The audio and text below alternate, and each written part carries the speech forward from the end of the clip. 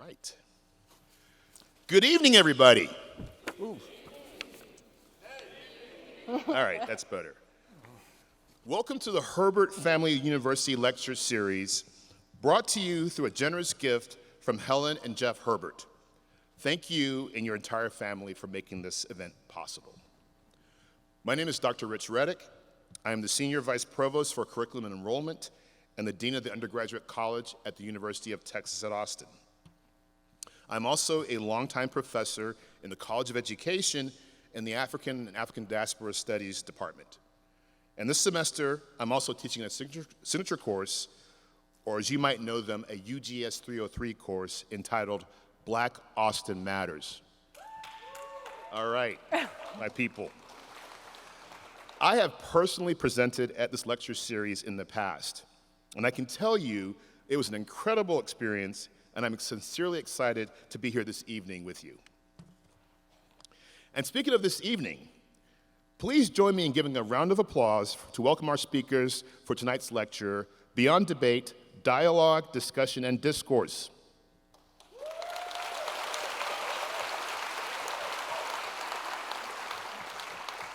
Can I say you're a good sounding audience? I love that. I assure you that what they have prepared for you will be engaging and enlightening. I'll introduce each speaker before their lecture, but first some quick housekeeping. Hopefully you've scanned the QR code that you've seen on the screen rotating at this time. Everybody got the QR code? It's right there. All right, I'll give you a second to get that. I do want to say, some of you are super high overachiever types because we already have questions already in. We'd love for you to send in any questions you have during the lecture. So if you hear something that's interesting or something you want to know more about, send us a question using the QR code. Once our third speaker has finished, we ask that you remain seated for 5 to 10 minutes for a question and answer period, and it'll conclude our evening. Please do not get up out of your seats until the Q&A is finished. All right. Okay, is this the right?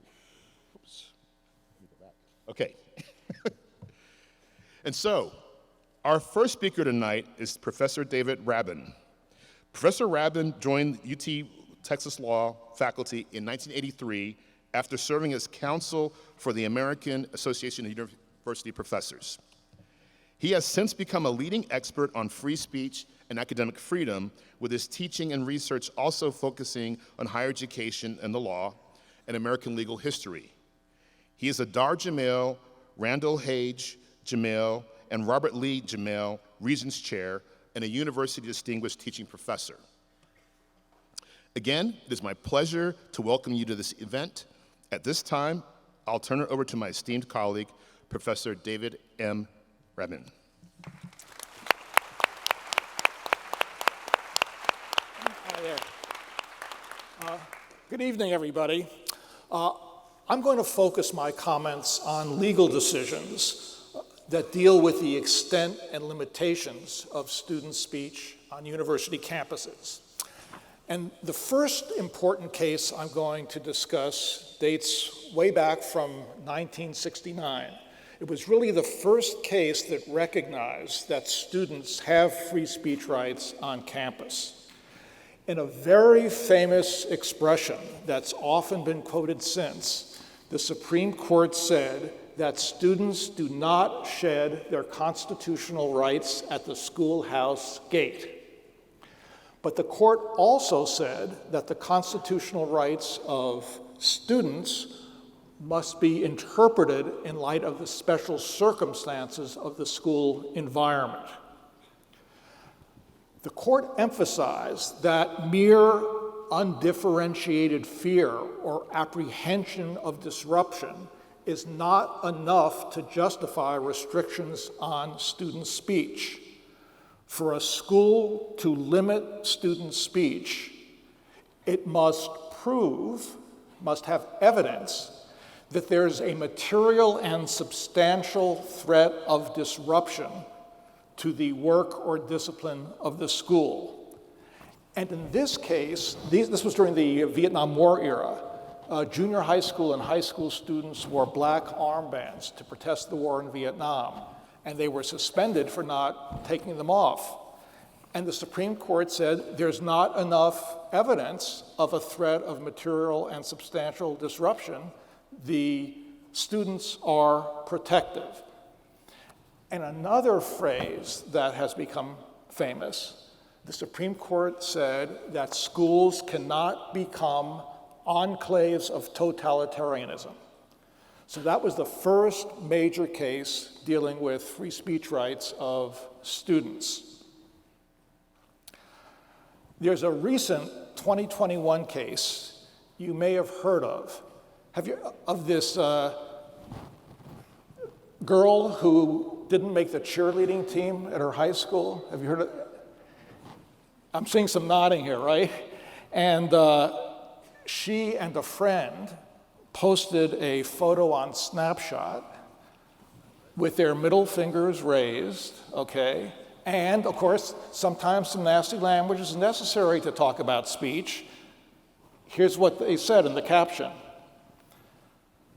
Fuck school, fuck softball, fuck cheer, fuck everything. Okay, so that's what they, you put, yeah. You want to get suspended for that? Okay, so they were suspended for that off-campus expression, right? This was off-campus. So the lower court deciding this case said the school has no authority to regulate off-campus speech of students, period, end of case. The Supreme Court disagreed and said in some very narrow circumstances, off-campus student speech can be regulated. For example, if it involves serious bullying, if it involves threats directed at particular students, if it involves harassment, that's not protected even if it's off campus. But the Supreme Court said there's a lot less authority of the school to regulate off-campus speech than on-campus speech. In this case, the Supreme Court found some disruption of the school based on this photo and caption. It hurt the morale of the sports teams. Also, there was a discussion of this incident in algebra class. And algebra class is not about discussing cheerleading. So there was some mild disruption, but the Supreme Court said not enough disruption to justify suspension of the students. And the court emphasized that the students did not identify the school or target particular individuals in the photo and caption that they posted. Another thing the court said that's extremely important is that if the speech of the students had involved politics or religion, there would have been even more protection for the speech than talking about cheerleading.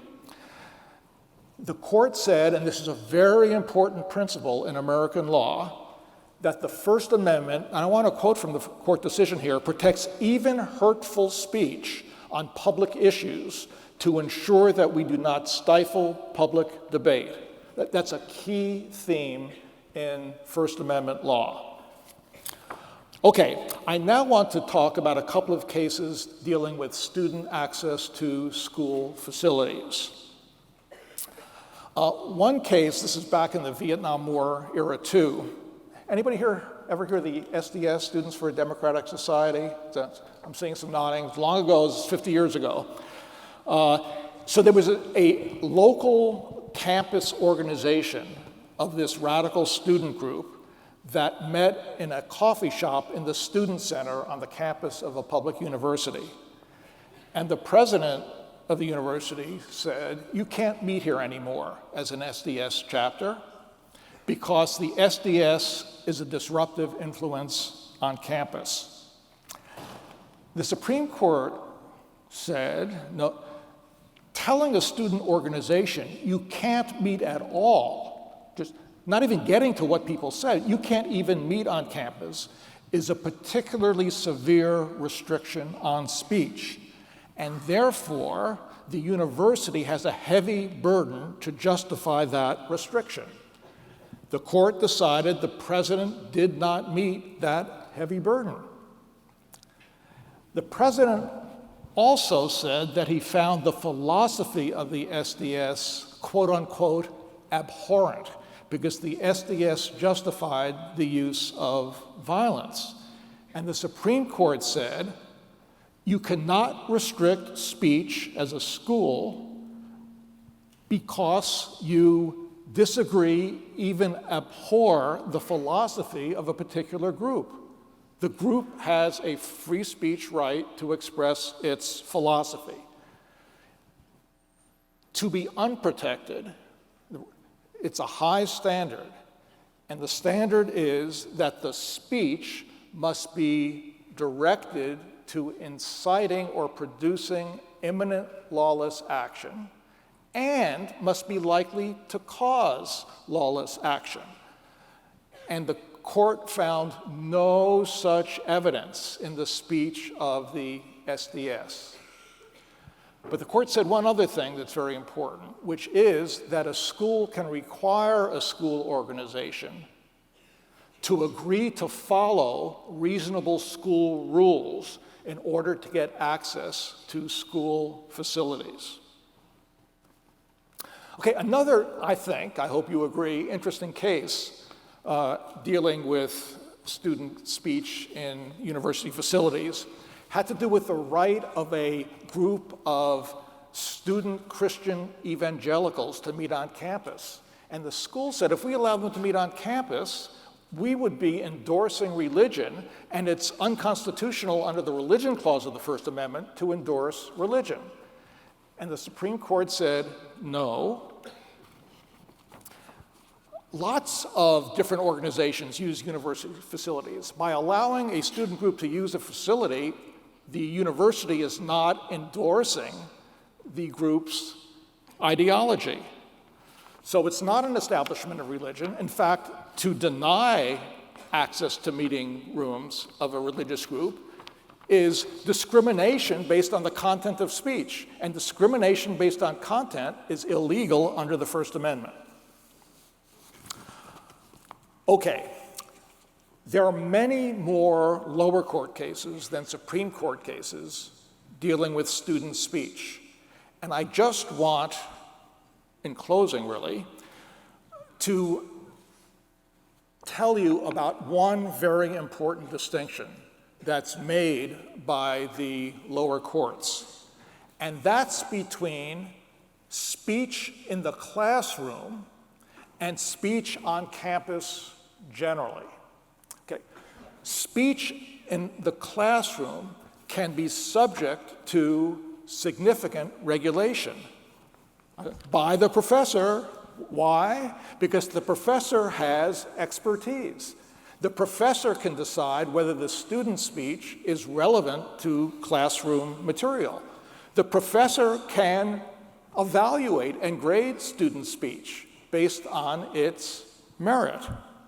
And the professor can require certain degrees of civility from the students in discussing ideas in class.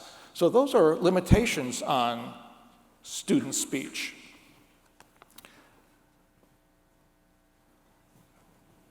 But there's some student speech in the classroom a professor cannot restrict. If a student speaks within the boundaries of academic discourse, a professor cannot discipline a student for disagreeing with the professor's position or for discussing an idea in the class in a way that might be offensive to other students. That's protected by the First Amendment. And I want to give you an example from a very important case. A court held that in a class called Comparative Animal Behavior. Any of you taking evolutionary psychology or biology classes? So this comes up in this course, apparently. The notion is, it's a theory, it's not held by most people, but it's held by some, that males of different species, including humans, are better than females in certain mental tasks related to spatial relationships. Okay, so like this theory very arguably stigmatizes women, but because it's within the scope of like legitimate academic theory in the field, it's protected by the First Amendment. Now, many fewer restrictions can be imposed on speech on campus generally. But, and I'll end with this, there are what are called in law, it's a term of art, called time, place, and manner restrictions on speech, which a university can impose, not based on the content, but on when the speech is made. A university can say you can't speak at night. A university can say you can't be too noisy when you speak. And a university can exclude certain people from campus who are not students, even if students want to hear them. But a university cannot prohibit discussion of ideas. Now, I've talked about the law. There are a lot of very important issues related to speech outside the law. I want to highlight two. One is, a university does not have to enforce its right to restrict speech. It could decide to allow speech even though it doesn't have to. And another thing that's important to remember is though while a university can't restrict offensive, even harmful speech related to the discussion of ideas that meet academic standards, it can counsel professors about how to teach that material. It can counsel students who are offended, even harmed by that material. And I'll stop now and look forward to hearing my colleagues here who will talk about many other non-legal ways in which the university interacts with free speech and other issues. So thanks for your attention. I look forward to your questions later. Thanks.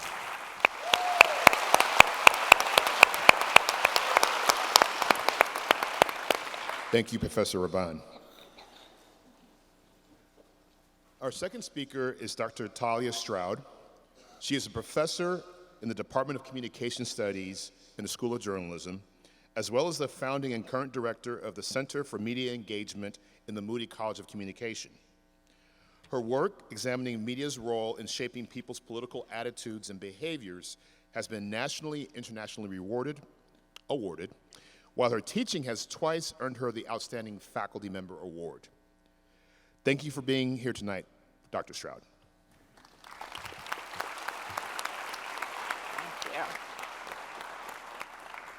Thank you so much, and welcome to the University of Texas at Austin. I will join so many other people in saying that we are so excited about everything that you're going to learn and accomplish in your time here. Now, the theme for tonight's discussion is the importance of difficult conversations. And when we talk about difficult conversations, we mean those where you're speaking with someone with whom you hold a very different attitude, where you don't agree, where it may actually be uncomfortable because you feel so passionately about your point of view that it's really hard to envision that someone might have a view that's different from yours. And the outcome of these difficult conversations doesn't have to be that you change your mind or that you persuade someone else, although these are both possible. But the real outcome of a difficult conversation is an appreciation that someone has a very different background that led them to a very different conclusion than yours. Now, I come from Helena, Montana, and Helena, Montana is about a third the size of the UT Stadium. And I'm sure there are people here who come from hometowns that are even smaller than my own. And when I finished high school, I wanted to do something different, so I went to California for college. And let me tell you that California is really different from Montana. And I remember having conversations in my college dorm room where we talked about things like religion and race and politics.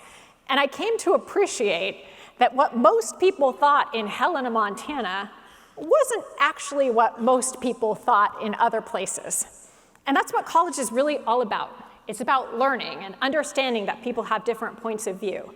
And really importantly, it's about figuring out how to navigate those contexts where people come to the table with really different perspectives. No matter what you do when you leave the University of Texas at Austin, this is a skill set you will absolutely want to have. And it's more than just what's going to benefit you personally, because difficult conversations are actually the substance of democracy. Democracy, in fact, requires these difficult conversations. It can't be the case that Republicans just talk to Republicans and Democrats just talk to Democrats and they never talk to one another. We have to have this system where there's a clash of ideas, where there's a marketplace of ideas. This is how it happens when one idea rises above another, when people start to compromise, or even when people represent you. That's why we have elected leaders, so that they can represent people with diverse constituencies and that they've actually taken the time to have difficult conversations and understand how people have different views. So when it comes to thinking about this, I have 4 points for you. The first one I've already made. Democracy requires difficult conversations. In our time together tonight, I'd like to talk to you a little bit about social media, a little bit about listening, and then finally, a little bit about humility. So first, let's take a step back and think about where is it that you first experience difficult conversations, where you understand that people have different points of view. And for some of us, it's going to be from our family. Maybe our parents have different political beliefs or different religious affiliations. Or maybe it's that aunt or uncle at Thanksgiving that you think, oh, wow, we come from the same family, but we're quite different. For others of us, it might be something that you learned in school. You might have participated in a debate class where you had to advocate for a point of view that might have even been different from your own and defend it against counterattack. But there are all sorts of situations in which we counter conflict, but in the day-to-day, the place where we most often encounter conflict is actually in the media. And this is my area of academic expertise, is really trying to understand what the media's role is. And it turns out that a place we see lots of conflict is in social media.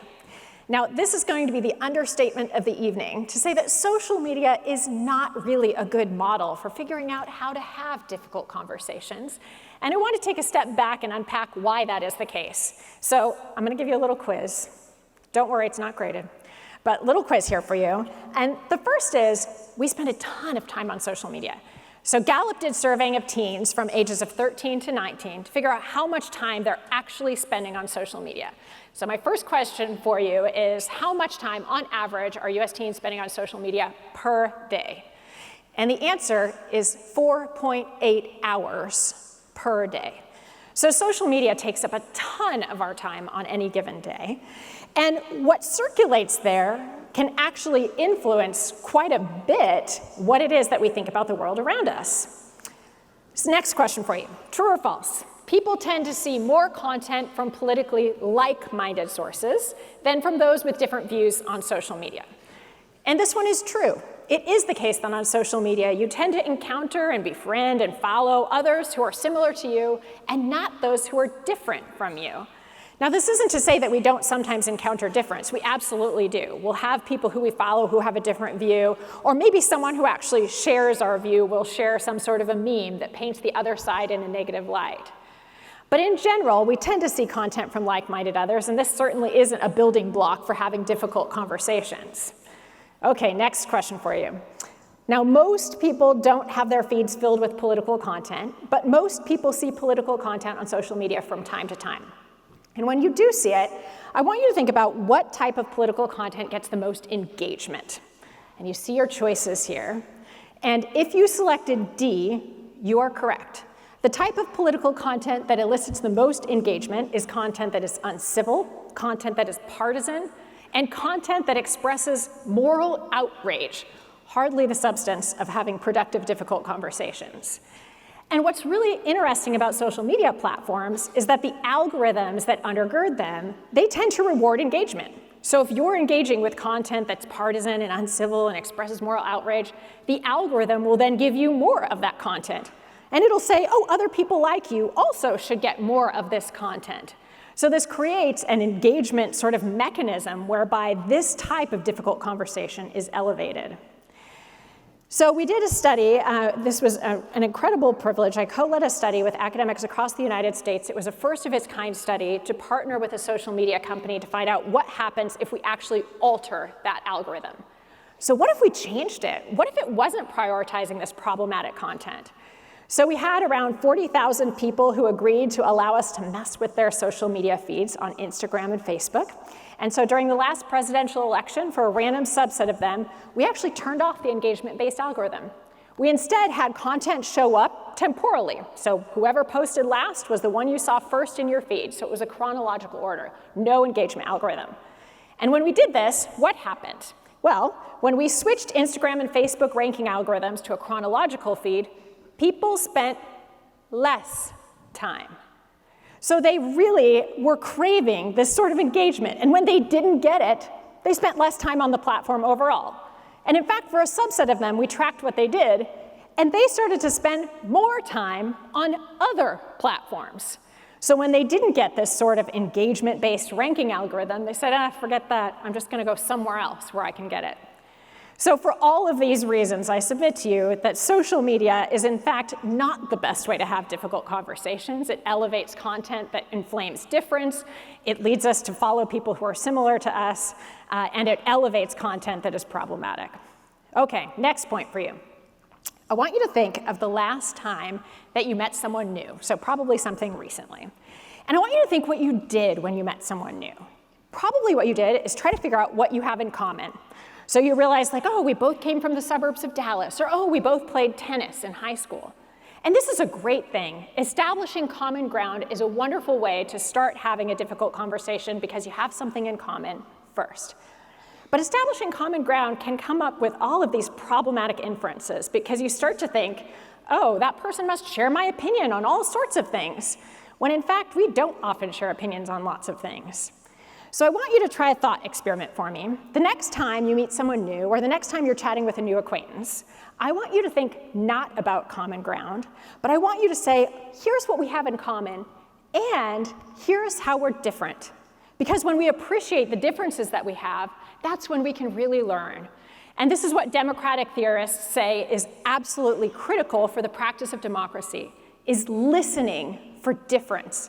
Understanding how we might be different from one another and using that to inform the way that we look at others and the way we orient toward the world. So this is my third point for you, is finding common ground can be good, but listening for how you're different can be even more powerful. Now, if you want to create a context where you're listening to someone that has a different view, how might you speak to create a productive conversation, to have a difficult conversation, but where you come away with an appreciation of another point of view? And here's an example. So this is a point of view that someone might have about social media. They might say social media companies are being heavy-handed in removing content from the platforms.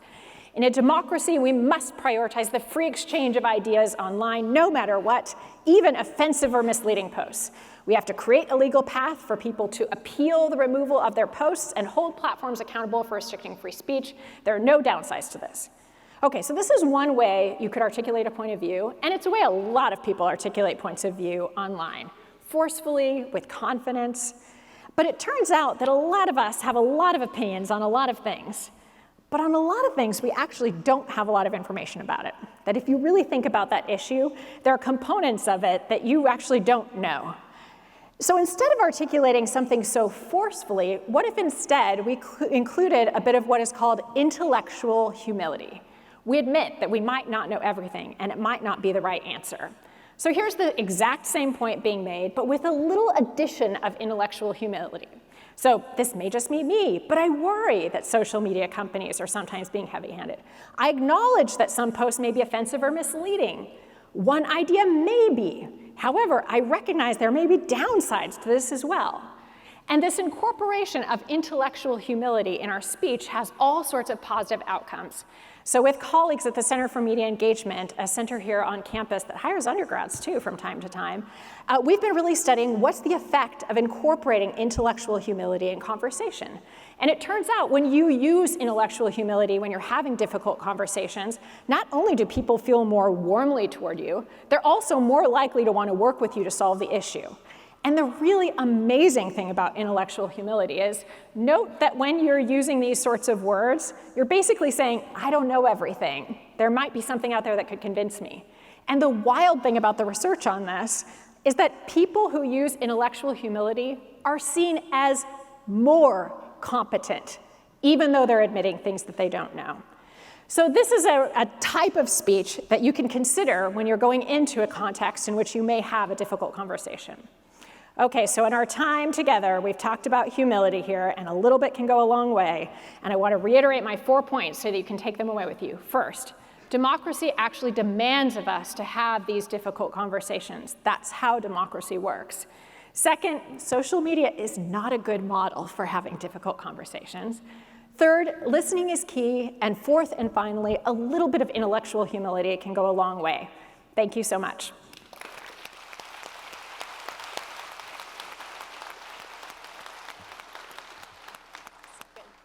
Thank you, Dr. Stroud. 4.8 hours? Okay. I've got 2 teenagers at home. I got to remember that. Our final speaker for this evening is Dr. Shetal Vohra-Gupta. With a master's and PhD in social work, Dr. Vohra-Gupta works on identifying and analyzing structural racism within health policies as an assistant professor in the Steve Hicks School of Social Work. Her current projects include examining the cultural determinants of health and their impact on health equity. Some of you may be currently in her UGS 303 course, The Invisible 80%, Students, Policy, and Action, a Difficult Dialogue Signature Course. She has been teaching each fall since 2018. Welcome, Dr. Vohra-Gupta.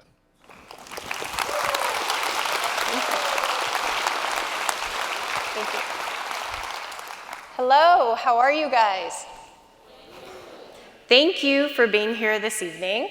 As Dr. Reddick said, I teach UGS Difficult Dialogues course 303. The title is The Invisible 80%, Students, Policy, and Action. And actually, the impetus behind that course were students back in 2017. There was actually some racial tensions going on campus, and I, at that time, worked at a policy institute. And students of color had come to us and asked about policies on campus that had any effect on some of the hate incidences happening on campus. And really at that time, while we looked through the university policy office and so forth, there weren't any that the students were satisfied with. So in that interaction with students and leadership, a couple of things came to my mind. One was, how do students of color and students from other marginalized communities come together and have dialogue? And the second was, how do students have dialogue with those that are in, with individuals that are in positions of power? And so with those two, I kind of set in an application to create this Difficult Dialogues course, and I have loved teaching it ever since. It is my favorite course to teach. Now, for my purpose for tonight is really to talk to you about what students over the years that have taken this course have taught me. Students that over the years have sat in the very same seats that you guys are sitting right now. So one of the things about dialogue in policy is that we've come to a time frame where polarization seems to be the norm, and it wasn't the case before. And so engaging in difficult dialogues seems to be even more of an importance, not only in policy, but outside of policy too. The underlying framework that students over time have taught me is that engaging in these dialogues creates a pathway to greater human understanding for those that are different from us. So as a very astute research scholar, when I was asked to talk about tonight, this topic on difficult conversations and how to have them, I did what all researchers do. I came up with research questions. Who, what, when, where, why, and how. So what?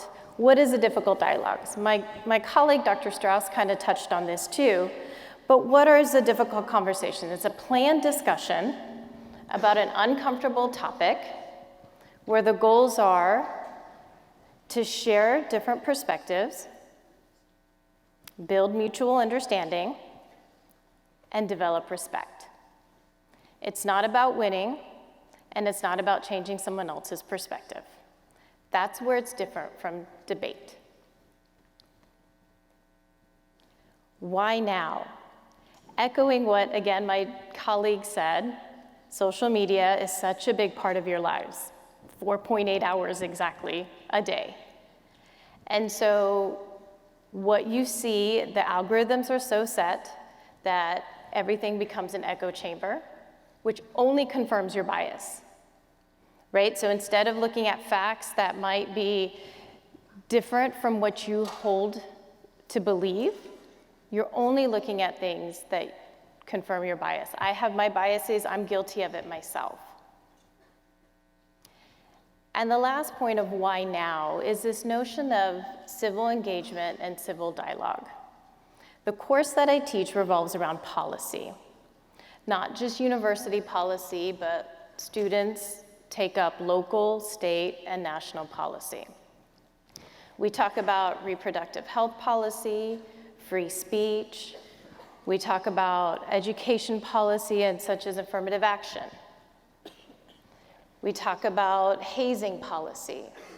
We talk about immigration policy, criminal justice policies. And to engage in that dialogue in a way that critically assesses policy, it confronts and challenges harmful norms, and teaches how to connect meaningfully with society. That's the civil engagement, civil discourse part that I hope difficult dialogues and conversations bring up and that students have said that they have greater insight to. How to engage in these difficult conversations. Now, all those that you see, all 5 of them there, are all based in research. That's not anything new to research, but it's the top 5 that students have echoed to me as something that has been meaningful to them, a skill set that they're able to take and walk away with even outside of university. The first is this notion of self-reflection. And actually, I think a lot of time gets spent here in the beginning of my course. And what I mean by self-reflection is an awareness of each of our identities. See, each of us walk into any space with our positionality. And our positionality is our identities. We have more than one, which society has deemed has power and privilege, or those that don't. So each of us hold identities that hold power in certain situations, and each of us have identities that don't hold power in certain situations. So it's the combination of all of those identities, power and privilege, afforded or not afforded, plus the emotions that go with it. The understanding of that for each of us is the self-reflection. And walking into a space knowing what our identities are and how they impact us is the start to an effective, difficult dialogue. I mentioned emotions, so each of our identities has emotions behind it depending on the power and privilege that it holds. And so acknowledging these emotions are important. So for example, you and I could be having a conversation about immigration policy and what should be happening at the border or not. We could be getting to a heated discussion and we think it's about the actual policy at play, but it's actually about the emotions. It's about the identities that are triggered and the emotions behind it. So the knowledge of that is an important piece to be able to engage in dialogue to where it's productive and it's a civil discourse. Third is active listening. Active listening is listening to understand versus listening to negate. Along with that comes asking meaningful questions that seek to understand the other person's side, their viewpoint, and their lived experience. Could be different from ours, but worth knowing and understanding just the same. And finally, this point of leaning into safe discomfort. This is something my students have taught me. So beginning of each semester, we come up with ground rules on how to create brave spaces in this classroom. The students I have, 30 students, come from all different backgrounds, don't know each other, so how do we start engaging in dialogue that we know is going to create vulnerability? And so this leaning into safe discomfort is creating those ground rules of respect, of if someone has already spoken twice, offering the floor to someone that hasn't spoken. It's about asking questions with meaning. And it entails other aspects of safety for that classroom. There's also accountability. So these are the 5 elements that students have said of how to engage in difficult dialogues. Now, what happens when we engage? Real world engagement, real world. When we're out of the university, when we're out at our internships and jobs, the skill sets learned here can be transferred. You problem solve with innovative solutions. You know, when one of the things that we do in the course is we write policy papers. Each student chooses one policy that they want to analyze through an equity lens. And I've had students pick the policy of gun policy here on campus and analyze through an equity lens. There's several tools, frameworks, which are based in evidence and research that they choose. And then they present it to UTPD and other administrators that have power in these positions to create policy change. So solutions are innovative when you engage in difficult dialogues. Expanding our perspectives. And then finally, this piece on empathy. I had a student who wrote very recently a paper on a policy that they really wanted to analyze, and it was from Katy ISD, Katy Independent School District. Katy is a small town, in case you don't know, outside of Houston. And over the last couple of years, Katy had a policy that said students had to choose the pronouns that they were born with. And the goal of that policy was to create safe learning environment. Now, the student took up this policy, and we go through different phases of analysis. And initially, the student was, you know, this makes sense. Safe learning environment, we gotta have rules and regulations that make sense. Took the analysis a step farther, went through an equity lens, an intersectional policy analysis framework. And at the end, when he was presenting, he ended up saying that the policy no longer fits the goal. It does not fit the goal of safe learning. And so he had these other recommendations that he offered to Katy ISD. And so the students in the class asked him, they're like, well, what happened this whole semester? Because they all talk to each other, and we're in small groups and so forth throughout the semester. And so they asked him, they're like, well, what changed your mind? You were all about this policy initially. And he said, and he identified as South Asian. And he said, because if somebody asked me to give up my South Asian identity, it wouldn't feel like a safe learning environment. And so the underlying thread, engaging in difficult dialogues and difficult conversations, is hope that this notion of empathy The highest form of knowledge is empathy. And the students have taught me over time, over doing this course, that for them, that becomes an end result. And so I end with that. With engaging in difficult dialogues, I encourage you, if you haven't taken a difficult dialogues course, to do so. If you haven't engaged in difficult dialogue, do so. Civil engagement and civil discourse and difficult dialogues. Highest form of knowledge is empathy. Thank you.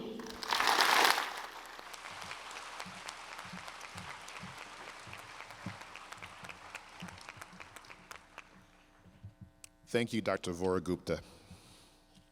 Okay.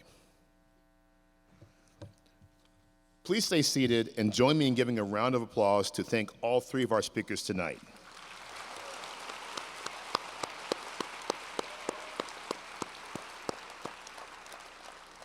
And our ASL translators.